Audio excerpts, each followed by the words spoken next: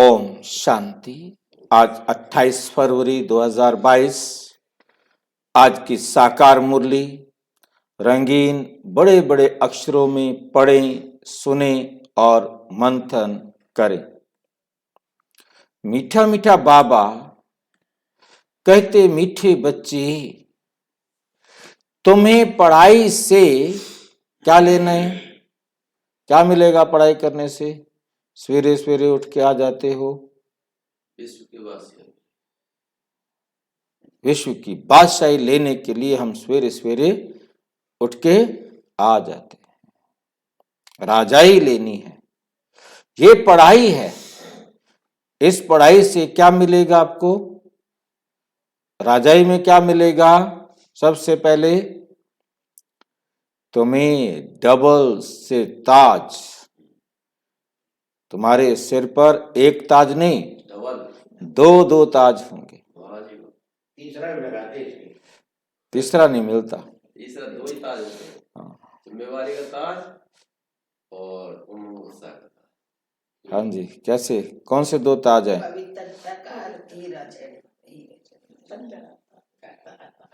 दोनों ताजों में क्या अंतर है?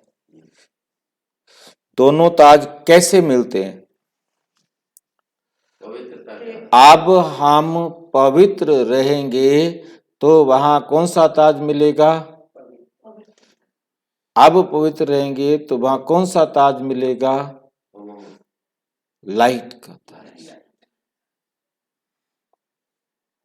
ठीक है। और रतन जड़ित ताज कैसे मिलेगा?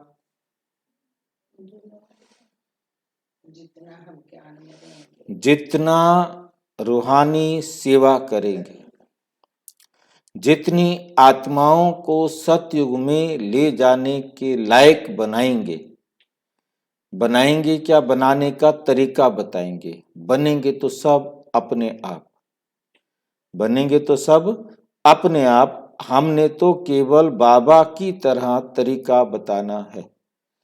जैसे बाबा ने सबसे प्यार करके सबको रास्ता दिखाया और न्यारा प्यारा रहा, ऐसे ही रास्ता दिखाना है, न्यारा और प्यारा रहना है। जितनी आत्माएं राजाई लेंगे, जितनी आत्माएं वहां आएंगे तो उनके राजा आप बनेंगे, तो उतना बड़ा रतन जड़ित ताज आपको मिलेगा। जितनी बड़ी जिम्मेवारी अब, उतनी बड़ी राजगद्दी वह। तुम अपने लिए राजाई स्थापन कर रहे हो, किसी और के लिए नहीं। राजाई किसके लिए स्थापन कर रहे हैं? अपने लिए राजाई स्थापन करते हो। प्रश्न, कौन सा कर्तव्य एक बाप का है जिसके लिए मनुष्य पुरुषार्थ तो बहुत करते लेकिन कर नहीं पाते? हैं।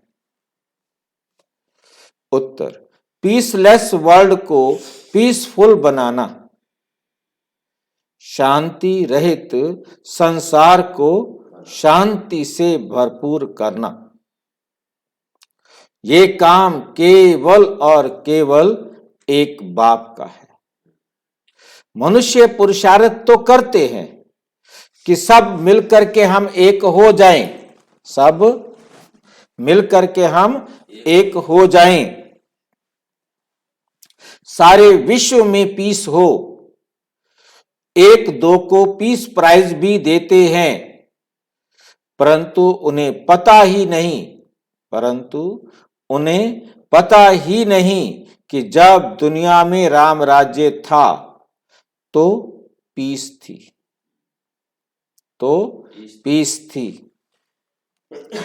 अभी रावण राज्य है, यहां पीस हो नहीं सकती। ओम शांति। बच्चों की दिल में आया कि पारलौकिक बाप आया है, पारलौकिक बाप आया है। लेने के लिए कहां ले जाएगा?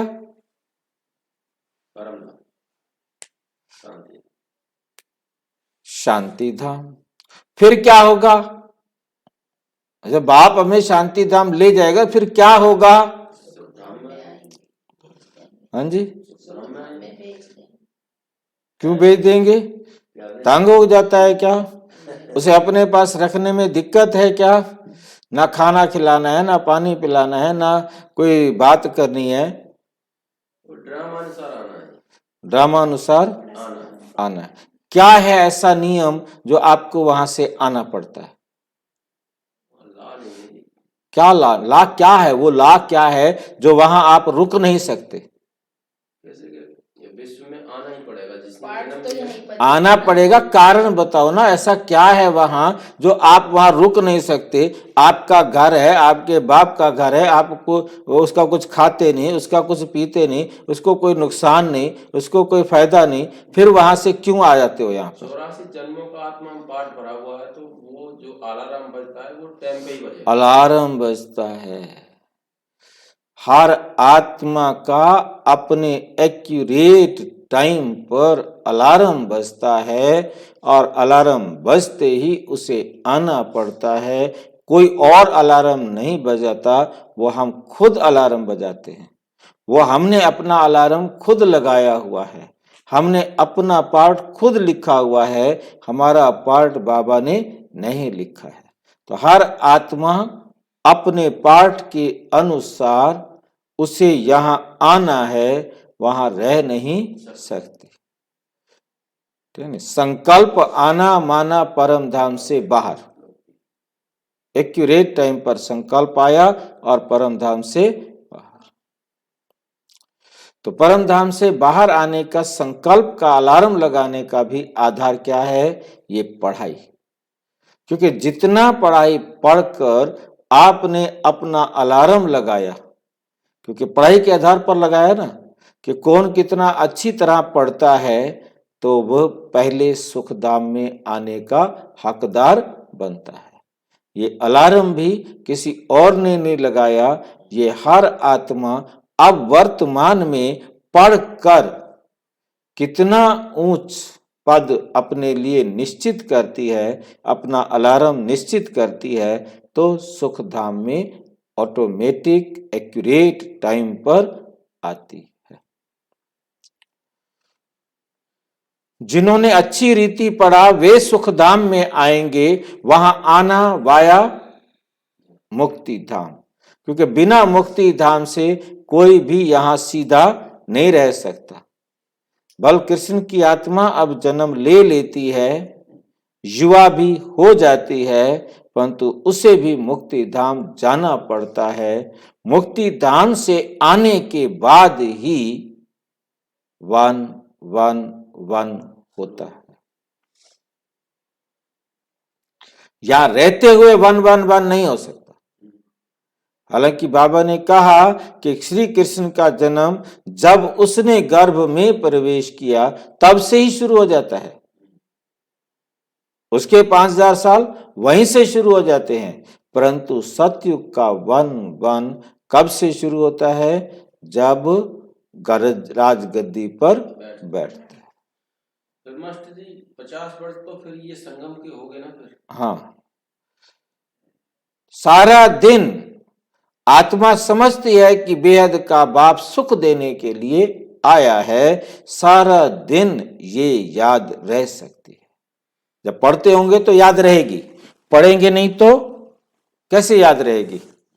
सारा दिन ये याद रह सकती है। जिन्हों को निश्चय नहीं वे यहां आ नहीं सकते, क्योंकि उनको तो बिस्तरा इतना अच्छा लगता है। भाई तुम जाओ, तुम्हारा तो दिमाग है खराब, तुम्हें तो नींद आती नहीं, औरों को तुम सोने देते नहीं, तुम तो जुल्म करते हो हमारे ऊपर।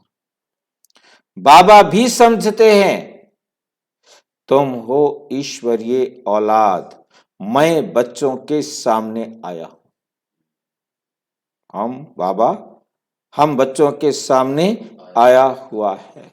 बरोबर कल्प पहले भी पतित भ्रष्टाचारी दुनिया में आए थे। यहाँ सब भ्रष्टाचारी हैं। यहाँ सब क्या है? भ्रष्टाचारी हैं। वहां है सब श्रेष्ठाचारी, यथा राजा रानी तथा प्रजा। ये खेल है ईश्वरीय संप्रदाय और आसुरी संप्रदाय का। ये खेल किसका है?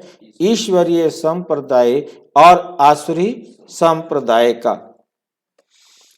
गीत, किसने ये सब खेल रचाया, फिर अपने आप को छुपाया।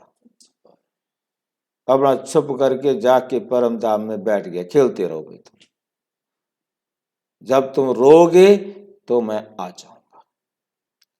जब कोई गीत बजता है तो दिल में आना चाहिए कि बाबा ने हमको बहुत ऊंच बनाया है, ऊंचे ते ऊंचा बाप जरूर ऊंच ही बनाएंगे। ऐसे बाप की बहुत महिमा है, कोई भी कुछ करते हैं तो उनकी महिमा होती है। ये फलाने धंधे में बड़ा अच्छा है, फलाना मनुष्य बड़ा होशियार है, हर कोई में गुण होते हैं। परम पिता परम आत्मा की महिमा सबसे भारी है। हर एक मनुष्य मात्र को अपना अपना पार्ट मिला हुआ है। परम पिता परमात्मा को भी बड़े ते बड़ा पार्ट मिला हुआ है। इस ड्रामा में बड़े बड़े मुख्य पार्टधारी कौन है? कौरव और पांडव दोनों को भाई भाई दिखाते हैं। फिर उस तरफ दिखाते हैं बड़े बड़े भीष्म पितामह, अश्वत्थामा आदि। ये सब विद्वानों पंडितों के नाम हैं। अब विद्वान थोड़े ही युद्ध के मैदान में लड़ाई लड़ेंगे, लॉ नहीं है। झूठी काया, झूठी माया, झूठा ये संसार। रावण झूठ और राम, इसलिए क्या बोलते हैं? राम राम। क्या बोलते हैं? राम राम। धर्म सिंह भाई जी क्या बोलते हैं डेड बॉडी को जब लेके जाते हैं? नाम सत्य है। क्या बोलते हैं? चल बसा। नहीं नहीं, राम राम सत्य बोलते हैं या राम नाम सत्य बोलते हैं? राम नाम। राम नाम। राम नाम सत्य है, राम सत्य है नहीं बोलते। राम तो झूठा है, केवल उसका नाम सत्य है, क्योंकि वो जानते हैं कि दशरथ का बेटा राम झूठा है, क्योंकि वो झूठी काया, झूठी माया, झूठे संसार को भोगता है। वो कभी सत्य हो ही नहीं सकता। और बोलते भी हैं परंतु जानते नहीं।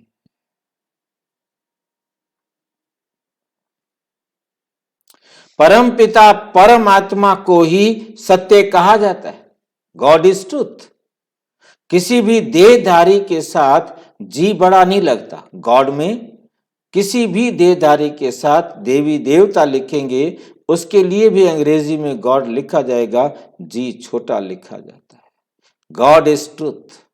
गॉड है ही एक, किससे भी पूछेंगे दो बता ही नहीं सकता, क्योंकि परमात्मा शब्द से पता लगता है कि वो एक है। परम आत्मा, परम आत्माएं कभी नहीं कहा जाता। बाकी जो रचता और रचना के बारे में समझाते हैं दुनिया में जो भी हैं, वो सारे झूठ बोलते हैं। कितनी कमाल की बात करते हैं बाबा। रचता और रचना के बारे में जो भी समझाते हैं वो सारे के सारे झूठ बोलते हैं। झगड़ा ही खत्म कर दिया एक लाइन के अंदर।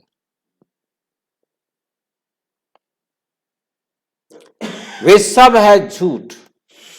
ये सब ज्ञान की बातें हैं। ज्ञान में सच क्या है, झूठ क्या है, ये बाप ही आकर समझाता है। ज्ञान में सच क्या है और झूठ क्या है, ये बाप ही आकर समझाते हैं। भारत का गीता ज्ञान तो प्राय लोप हो गया है। गीता ज्ञान प्राय लोप हो गया है। बाकी आटे में नमक मिसल कुछ निशानियां हैं। आटे में नमक मिसल कुछ निशानियां हैं। बाप कहते हैं मैं आकर बच्चों को वेदों शास्त्रों का सार समझाता हूं। गीता है मुख्य, गीता है मुख्य, जिसमें ही भगवानोवाच है, जिसमें ही भगवानोवाच है। बाप कहते हैं तुमने श्री कृष्ण भगवान का नाम लिख दिया है, परंतु बाप आकर समझाते हैं जिसको तुम भगवान कहते हो वो सतयुग का फर्स्ट प्रिंस है। वे सतयुग का फर्स्ट प्रिंस है। वे पहले पहले मेरे से विदाई ले मुक्ति धाम से आया था। पहले पहले विदाई ले कहां से आया था? मुक्ति धाम से आया था, सतयुग का प्रिंस बनने। अच्छा, श्री कृष्ण की इतनी महिमा है, उनका बाप भी तो होगा ना, उनका बाप भी तो होगा ना। जैसा बाप वैसा बच्चा। श्री कृष्ण के बाप की महिमा कहां गई? कोई भी उसकी महिमा नहीं गाता। कृष्ण की महिमा गाते, राम के साथ दशरथ की महिमा भी गाते, कृष्ण के साथ नहीं गाते। क्यों नहीं गाते? नंद बाबा बता दिया। वासुदेव जेल में रह गया, नंद बाबा वहां रह गया। जब मारा गया कंस तो पता लगा अरे भाई ये तो कृष्ण था, हमें तो बेरा ही को नहीं था, हम तो नुए रह गए। श्री कृष्ण है। अच्छा कहां गई? उसने किससे वर्षा लिया? कृष्ण ने किससे वर्षा लिया? उसके मां बाप का कोई जिक्र नहीं है कि उसको राजाई मिली ही नहीं, उसको कोई वर्षा मिला ही नहीं। ये कंस को मार दिया, फिर राज्य किसको दिया? कृष्ण ने कंस को मार दिया, राजा मर गया, तो राज्य किसको दिया? उसका पिता था जो उसको जेल से निकाल के उसको बिठाया था, क्या नाम था?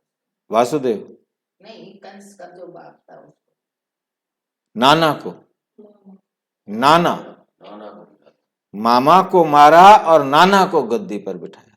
नाना को, वो दाढ़ी वाला था। उसका नाम तो है। अब जो भी है बात समझ रहे हैं बात को। जो कंस का पिता था, मामा को मार के नाना को गद्दी पर, उसको जेल में डाल रखा था ना कंस ने, बाप ने। कंस ने अपने बाप को भी अपने जीजा को भी जो उसके अच्छे नहीं लगते थे उनको जेल में डाल दिया था। कृष्ण राजा नहीं बना। श्री कृष्ण है सतयुग आदि के लिए, स्वयंवर के बाद लक्ष्मी नारायण बने। कितने धनवान थे, इतना धन उनके पास कहां से आया? इस समय तो कुछ भी नहीं है, क्या हुआ? इतने पदार्थ कहां से और कैसे मिले? किसने दिए? तुम बच्चे जानते हो कि बेहद के बाप ने पढ़ाया। इस पढ़ाई से बरोबर तुम सतयुग के राजा बनने वाले हो। तुम क्या बनोगे? सतयुग के राजा बनने वाले हो। वे जो अल्पकाल के लिए विकारी राजाएं बनते हैं, वे कोई नॉलेज से नहीं बनते। विकारी राजाएं ज्ञान से नहीं बनते। जो बहुत दान पुण्य करते हैं वे जाकर साहूकार घर में जन्म लेते हैं। यहां तुम पढ़ाई से राजा महाराजा बनते हो, सो भी डबल सिरताज, सो भी डबल सिरताज। तो कहते हैं सब कुछ करके अपने आप छिपाया, सब कुछ करके अपने आप छिपाया। तुम जो बच्चे हो जानते हो, बाप ने राज्य दिया था, बड़े सुखी थे। देवताओं का पूजन कितना अच्छा होता है। पूजन देखना हो तो श्रीनाथ द्वारे जाओ। देवताओं के जड़ चित्रों पर, पत्थर की मूर्तियों पर क्या करते हैं? मैं देख के आया हूं, इतना माल चढ़ाते हैं, सो मतलब देसी घी के वहां पर पकवान बनते हैं और वहां प्रसाद बंटता नहीं, यानी किसी को भी प्रसाद बांटते हुए नहीं देखा। बाकी मंदिरों में जाते हैं, वहां आपको ढेर सारे मिल जाएंगे प्रसाद बांटते हुए, प्रसाद खरीदा जाएगा।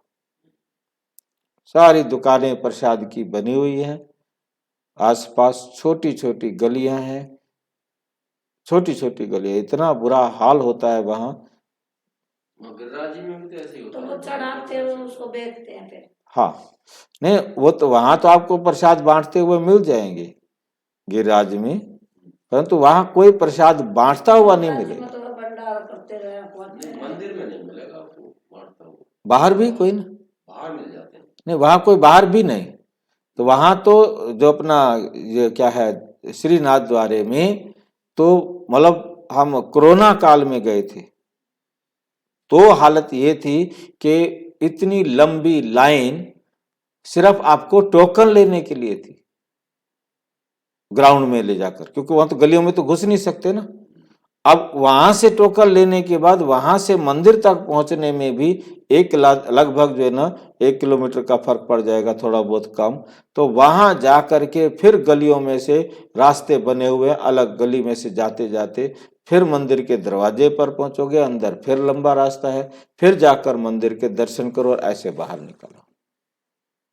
कोई मतलब नहीं है, जूते उतारने कहीं और जाओ, करने कहीं और जाओ, बड़ा लंबा काम।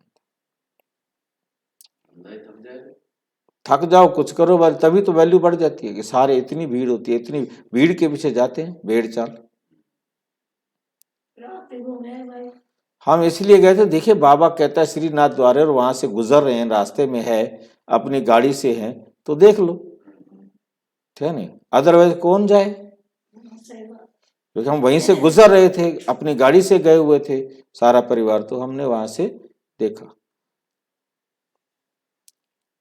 श्रीनाथ द्वारे जाओ, देवताओं की जड़ चित्रों पर इतना माल चढ़ाते हैं, तो खुद जब मालिक होंगे तो क्या नहीं खान पान होगा।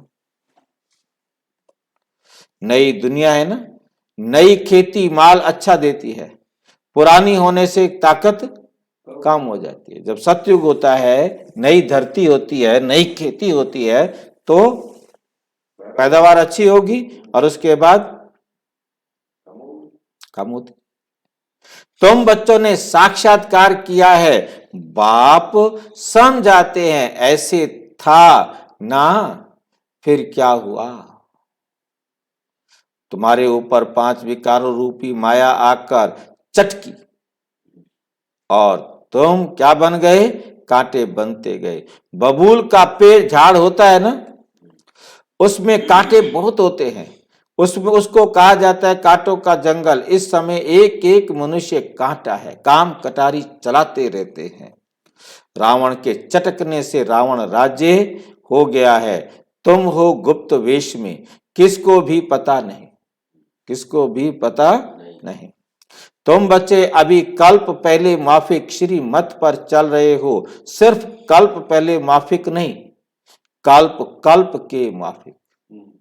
तुम बैठ बाप से राजयोग की शिक्षा सीखते हो, तुम हो नॉन वायलेंस, तुम अननोन हो। तुम कौन हो, अननोन हो। तुम अपने को जानते हो, दुनिया तो नहीं जानती कि ये शक्तियां गुप्त रीति योग बल से विश्व पर अपनी देवी राजधानी स्थापन कर रहे हैं। तुम हर एक अपनी बादशाही लेने का पुरुषार्थ करते हो। वे सिपाही लोग लड़ते हैं अपने बादशाह के लिए, परंतु तुम अपने लिए सब कुछ करते। वो लड़ते हैं दूसरों के लिए, सेना लड़ती है किसके लिए, राजा के लिए, कि उसको तनख्वाह देता है, परंतु यहां तुम किसके लिए लड़ते हो, हर एक अपने लिए लड़ता है। रामचंद्र भाई ये सेना अच्छी, वो सेना अच्छी, भाई जो बता दे सभी सलाह अच्छी। नहीं सेना सेना सलाह नहीं। आप जिस सेना में भर्ती हुए हो, ये सेना अच्छी या वो सेना अच्छी। वहां लड़ते थे आप दूसरों के लिए और यहाँ लड़ते हो आप अपने लिए। अपने लिए नहीं लड़ते, देश के लिए लड़ते। हाँ, आपने वो लड़ाई तो देश के लिए लड़ी ना। अब जो लड़ाई रोजाना लड़ रहे हो ये अपने लिए लड़ रहे हो, ये आप किसी और के लिए नहीं। इसका फायदा आपकी पत्नी को भी नहीं मिलने वाला। तो ये तो भाई लड़ भी तो अपने विकारों से ही रहे हैं, ये किसी और से कोई लड़ जो भी समझो, मतलब कहने का मतलब ये सेना, इस सेना में भर्ती होना अच्छा या उस सेना में भर्ती होना अच्छा? ये भी रोल है, पार्ट है, उसमें भी भारत को ही गोल्डन एज बनाते हो, जो जो बनाते हैं वही आकर फिर राज्य करेंगे। जो इसको गोल्डन एज बनाने में हेल्प करेगा वही आकर राज्य करेंगे। गोया तुम भारत की सेवा करते हो गुप्त, जो करेंगे वही फल पाएंगे। जो मेहनत कर राजा रानी व प्रजा बनेंगे वही आएंगे, भारत में ही आकर राज्य करेंगे। तुम्हारी यहाँ है शिव शक्ति पांडव सेना। पांडव अक्षर पंडे पर है। बाप ने आकर समझाया मुख्य रूहानी पंडा मैं हूं। पंडा किसे बोलते हैं? पंडा किसे बोलते हैं? पंडा कहते हैं गाइड, रास्ता दिखाने वाला। ठीक है कि नहीं? मैं हूं रूहानी पंडा। पांडवों में मेल्स भी हैं तो फीमेल्स भी हैं। प्रवृत्ति मार्ग भी है ना, प्रवृत्ति मार्ग है ना। बाकी लड़ाई की तो बात ही नहीं है। शास्त्रों में तो क्या क्या बैठ लिखा है, कितने नाम दिखाए हैं, बाप बैठ समझाते हैं। ये सब ड्रामा की नूंद है। कहते हैं भक्ति से भगवान मिलेगा, भक्ति का फल देना यानी सदगति करना। फिर सतयुग में भक्ति आदि होती नहीं, फिर सतयुग में भक्ति आदि होती नहीं। संन्यास धर्म को तो बहुत थोड़ा टाइम हुआ है, स्वर्ग में ये आ ना सके। अभी तुम जानते हो कि स्वर्ग में किसका राज्य था, कौन सा धर्म था। बाप आकर देवी देवता धर्म स्थापन करते हैं तो फिर और धर्मों का विनाश होता है। तुम ईश्वरीय संप्रदाय के हो, वे हैं आसुरी संप्रदाय, और ये है ही पतित दुनिया। अभी तुम सब कहते हो हम ईश्वर की औलाद हैं। ईश्वर कौन है? ईश्वर कौन है? वे निराकार शिव है, ब्रह्मा नहीं। लोग समझते हैं ब्रह्म को, ब्रह्म ही ईश्वर है। ब्रह्म तो रहने का स्थान है। अब ब्रह्म को परम पिता परमात्मा थोड़े ही कहेंगे, वो तो रहने का स्थान है। रहने के स्थान को तो परमात्मा नहीं कहेंगे। अपने को ईश्वर कहते हैं, नाम रख दिया है ब्रह्म ज्ञानी। कोई का अर्थ ही, कोई अर्थ ही नहीं। ब्रह्म महतत्व में ब्रह्म तत्व है जहां हम आत्माएं रहती हैं। शालिग्राम भी कहते हैं रुद्र यज्ञ जब रचते हैं तो परम पिता परमात्मा का बड़ा शिवलिंग और छोटे छोटे शालिग्राम बनाते हैं, परंतु ऐसे है नहीं, परंतु ऐसे है नहीं। परमात्मा बड़ा और आत्माएं छोटी नहीं, उनको कहा जाता है परम पिता परम आत्मा, सुप्रीम सोल, परम धाम में रहने वाली आत्मा। आत्मा याद करती है ऑर्गन्स द्वारा। अभी ये सब बातें तुम जानते हो। रचता और रचना के आदि मध्य अंत और मुख्य पाठधारी कौन है, कैसे पाठ बजाते हैं, कौन कितना जन्म लेते हैं, तो ये हिसाब होगा ना। परंतु इनमें भी जाने की दरकार नहीं। बाप कहते हैं बच्चे ये है तुम्हारा धर्माऊ जन्म। कौन सा जन्म है? ऐसा भी कुछ जन्म होता है? कुछ भी बना दे बाबा। क्या मतलब होता है धर्माऊ जन्म का? बोल दे, वो भी मान लेंगे, परंतु ये बताओ मानेंगे क्यों? धर्माऊ किसका मत क्यों कहा जाता है? जिसमें धर्म कर्म अच्छे कर सके। नहीं नहीं, धर्माऊ जन्म, धर्माऊ जन्म नहीं पता? नहीं बेने। हाँ धर्म करने वाला। नहीं, धर्म का बेटा, धर्म की पत्नी, धर्म का पति, धर्म की माँ, धर्म का बाप। धर्माऊ जन्म। हाँ, अब समझ में आया। धर्म मतलब धर्म का पिता, धर्म की पत्नी, मुंह बोला पति, मुंह बोली पत्नी, मुंह बोला बेटा, मुंह बोला भाई। समझ गए बात को? जहां मुंह बोला होता है, पैदा नहीं होते। जब भी तो गोद लेना कहते हैं, गोद लेना, एडॉप्शन, मुंह बोला, इसको कहते हैं धर्माऊ। अब समझ में आ गया? ये है कल्याणकारी जन्म। परमात्मा ने हमें गोद लिया है, अभी हमारा कल्याण होने वाला है, इसलिए ही कल्याणकारी जन्म और कल्याणकारी युग इसे कहा जाता है। इस संगम का किसको पता ही नहीं, संगम को युगे युगे कहा है। तो 4 संगम रख दिए हैं। बाप कहते हैं नहीं, ये तो उतरती कला के हैं, बाकी सारे संगम उतरती कला के हैं। सतयुग से त्रेता होगा तो 2 कला कम, त्रेता से द्वापर होगा तो कितने कम हो जाएंगे? 8 कला रह जाएगी, 6 कला और कम हो जाएगी।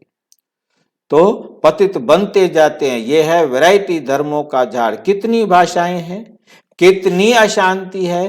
अब तुम बच्चे जानते हो स्वर्ग में अशांति हो नहीं सकती। यहाँ बहुतों को पीस प्राइज मिलती है, हर साल पीस प्राइज कितनों को दिया जाता है? पीस तो है नहीं, हर साल पीस प्राइज दे देते हैं। हाँ? मुसलमान ब्राह्मण बन के भारत पर राज्य करके गया, उसको पीस प्राइज दे दिया, पहचान नहीं सके कि हमारे ऊपर राज्य करने वाला कौन है, और पीस प्राइज उसको दे दिया। मरने के बाद पुरुषार्थ करते हैं, मिलकर एक हो जाएं। पॉप भी कहते हैं, पॉप भी कहते हैं कि वननेस हो। पोप मतलब क्रिश्चियंस का जो हेड है, वो भी कहता है कि सारे हम एक हो जाएं, परंतु आपस में सभी ब्रदर्स हैं। ये युद्ध चल रहा है, भाइयों में युद्ध चल रहा है, परंतु आपस में बनती क्यों नहीं? आपस में बनती क्यों नहीं? उन्होंने ड्रामा का तो पता ही नहीं है।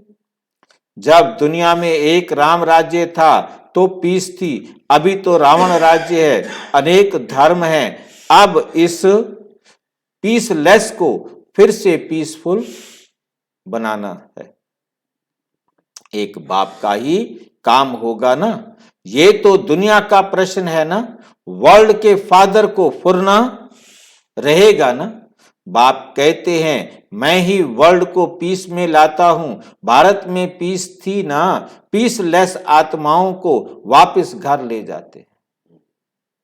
जो अशांत आत्माएं होती हैं उन सब को बाबा क्या करता है? घर ले जाता है।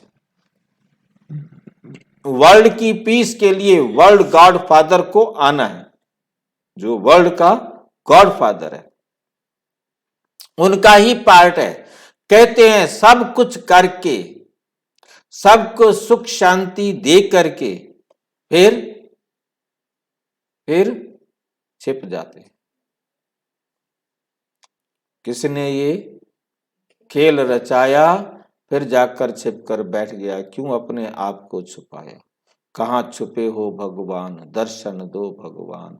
ऐसा छिप जाते हैं। कैसा छिप जाता है? कितनी लाइन के लिए? जो सतयुग त्रेता में भी कोई नहीं जानता उसको। सतयुग त्रेता में कोई जानता ही नहीं कि किसने हमको इस स्वर्ग के लायक बनाया। द्वापर कलयुग में भी कोई नहीं जानते, चारों युगों में कोई नहीं जानता उसको। जब वो खुद आए तो आकर के अपना राज, जब तक खुद ना आकर अपना परिचय दे, देवताएं भी नहीं जानते। अपने आत्मा को जानते हैं, बाकी रचता को नहीं जान सकते। बाप कहते हैं ये नॉलेज प्राय लोप हो जाती है। ये जो इतने मंदिर शास्त्र आदि बने हैं, जितने मंदिर शास्त्र आदि सब बने क्या होने, ये खत्म हो जाने। भक्ति मार्ग की एक चीज भी नहीं रहती, सतयुग में एक चीज भी नहीं रहती। अब बाप कहते हैं सिर्फ मुझे एक बाप को याद करो और सबसे ममत्व मिटाओ। सन्यासी तो ऐसे कह ना सके, उनका है निर्वृत्ति मार्ग, पावन से पतित, फिर पतित से पावन तुमको बनना है। सन्यासियों को भी ड्रामा अनुसार पार्ट है। ये ना हो तो भारत और ही दुखी हो जाए। मुख्य बात है पवित्रता की। पवित्रता की ताकत से तुम पतित सृष्टि को पावन बनाते हो। बाप की श्रीमत से हम आत्माएं बाबा के साथ जाने वाली हैं। पवित्र बनते बनते हम पहुंच जाएंगे। ये यात्रा बहुत वंडरफुल है। हे रात के राही थक मत जाना, सुबह की मंजिल दूर नहीं। सतयुग को दिन कहा जाता है। पहले तुम स्वीट होम जाकर फिर दिन में आएंगे। तुम हो रूहानी यात्रा के ब्राह्मण। कितना समझने की बातें हैं। जितना बाप को याद करेंगे पद भी उतना ऊंच पाएंगे। कमाई बहुत है ना, नहीं करेंगे तो भस्मीभूत हो जाएंगे। नहीं करेंगे तो भस्मीभूत हो जाएंगे। कुछ तो मेहनत करनी चाहिए ना। लौकिक बाप को उठते बैठते चलते फिरते याद करते हो ना। पारलौकिक बाप को क्यों भूल जाते हो? लज्जा नहीं आती है? लौकिक बाप को कभी भूलते हो क्या? पारलौकिक बाप जिससे स्वर्ग का वर्षा मिलता है उनको भूल जाते हो तो वर्षा भी भूल जाएगा। फिर क्या पद पाएंगे? फिर क्या पद पाएंगे? युक्ति से बतलाते रहते हैं बस बाबा आया कि आया। हमको अब ये शरीर भी नहीं चाहिए। बड़ी मीठी नॉलेज है, देने वाला भी बड़ा मीठा है। आधा कल्प दुख में याद करते आए हो। बाबा हमको सब दुखों से छुड़ाओ। अब तुमको सब दुखों से छुड़ाते हैं। अब तुमको सब दुखों से छुड़ाते हैं। अगर हमारी मत पर चलेंगे तो मैं तुम्हारा बाप हूं ना। फिर क्यों कहते हो कि बाबा हम भूल जाते? अरे बाप भी बच्चे भी बाप को भूल जाते। क्यों कहते हो बाबा हम भूल जाते हैं? तुम बच्चे हो ना, शांति धाम सुख धाम जाएंगे ना। मुझ बाप को याद नहीं कर सकते हो? मैं तुम्हें डबल सिर ताज बनाऊंगा। बच्चे कहते हैं हाँ बाबा याद करेंगे, और फिर कहते हैं भूल गया। वंडर है ना।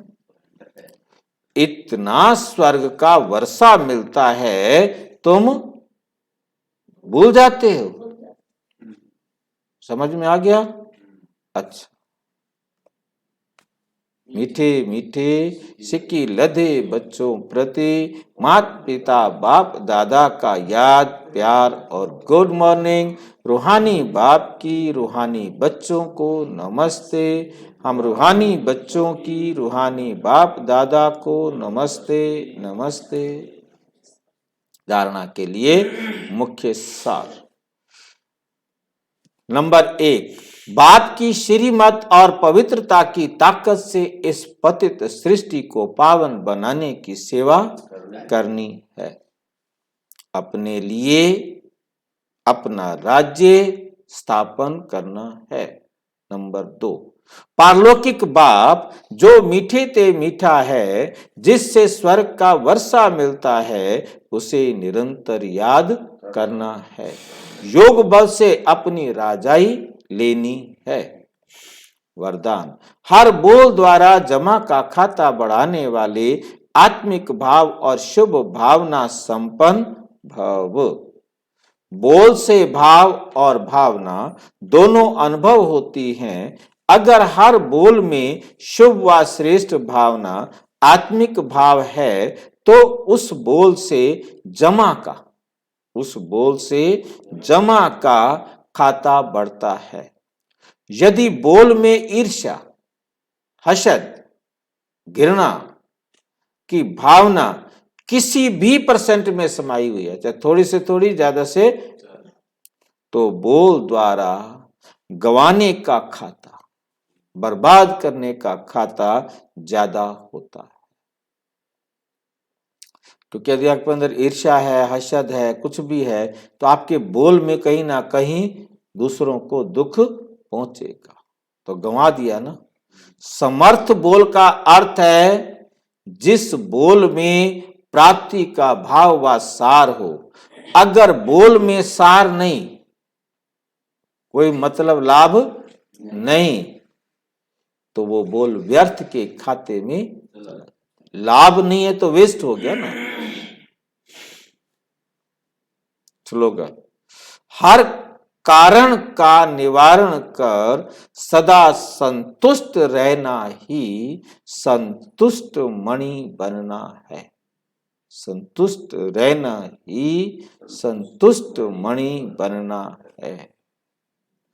और विस्तार से जानने के लिए प्रजापिता ब्रह्मा कुमारी ईश्वरीय विश्वविद्यालय के किसी भी सेवा केंद्र पर संपर्क करें या 9213106986 पर केवल टेलीग्राम करें, फोन नहीं। ओम शांति।